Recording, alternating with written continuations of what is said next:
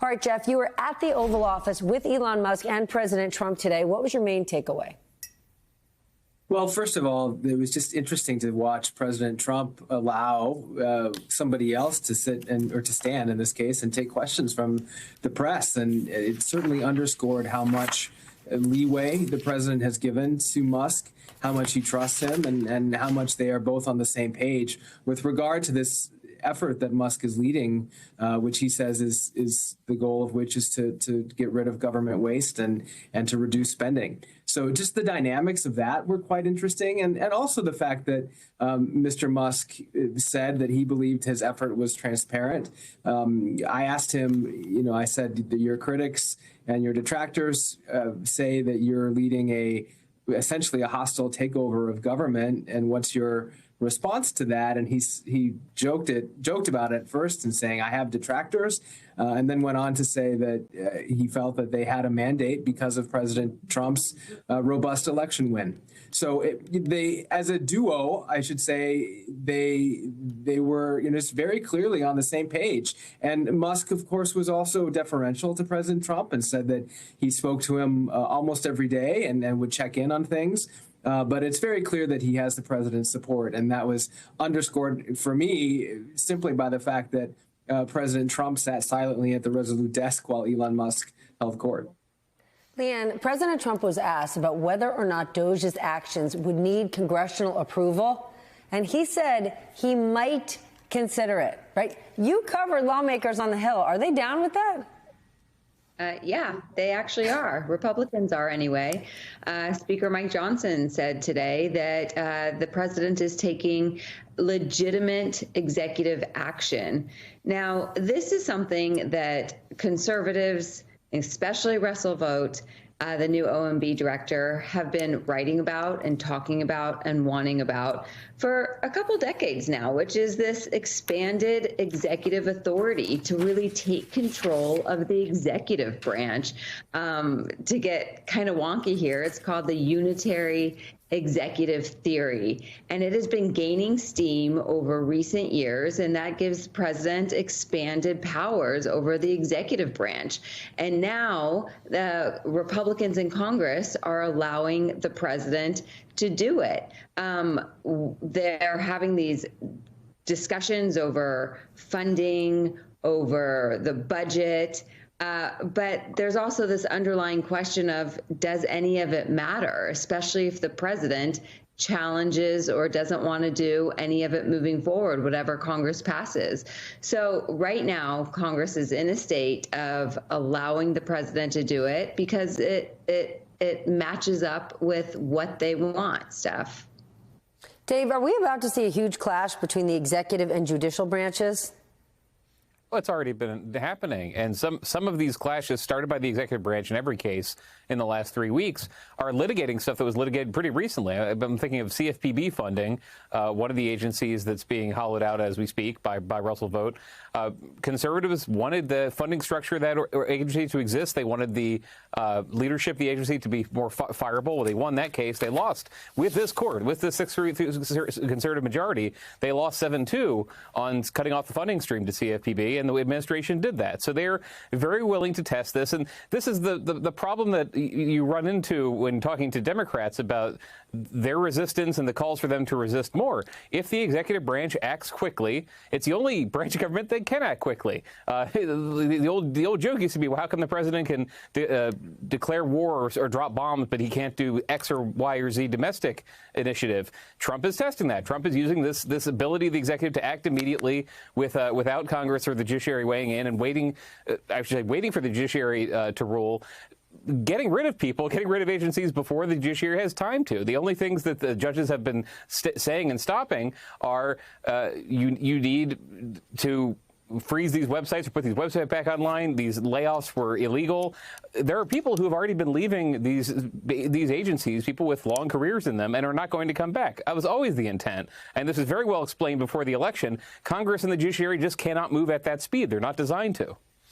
Dave, you've also been reporting on this evolving problem. You guys could all weigh in on this, where less information is coming from newsrooms, right? legitimate newsrooms. And what's happening is more and more hoaxes are gaining traction on social media, where none of them need to be verified whatsoever. How do Democrats counter that? They have not figured out a good strategy for doing that yet.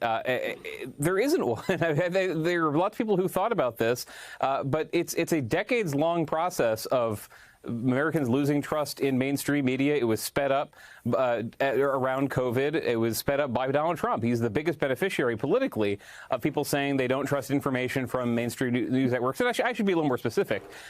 There are lots of people who do trust information they get from legacy media outlets. That's kind of the conservative pejorative. They're usually Democratic. They're the sort of people who have these careers at USA that are ending as we speak. The population that does not trust the mainstream media, that wants to read links without filter, that is relying on accounts that post news clips, and sometimes they use the language of news like breaking or exclusive or just in, but don't actually know how to construct the story or verify it or report it, don't have to worry about getting something wrong. That is trafficking a lot of these false ideas about what the government has been funding. We saw that very early on in this process with the idea that USAID was going to $100 million, in Trump's words, of condoms for Hamas. That none of what I said in that sentence is just true, but there have been a number of these, and they're basically DOJ without the kind of transparency that we might identify. Here's the line item. Here's what we got rid of. Here's who's responsible. Just posting these items and saying we have gotten rid of this funding. Take our word for it. There are a lot of news consumers who are staying fairly informed and will not read the fine print or go do the research themselves. They believe this is happening because sources they trust, and Elon Musk is one of those sources on X, are telling them that it's working and it's good. They don't trust the media if it says otherwise. And listen, people are primed and ready to believe, with good reason, that the government spends too much money, it spends it in wasteful places, and when you hand them a ridiculous whopper of a story that fits that narrative, they gobble it up. In that same vein, Jeff, President Trump's FCC chief is now opening investigation into PBS and NPR, truly independent news organizations. Is this just another example, dangerous example, of Project 2025 in action? Because they called on all funding for public broadcasting to end, and here we are.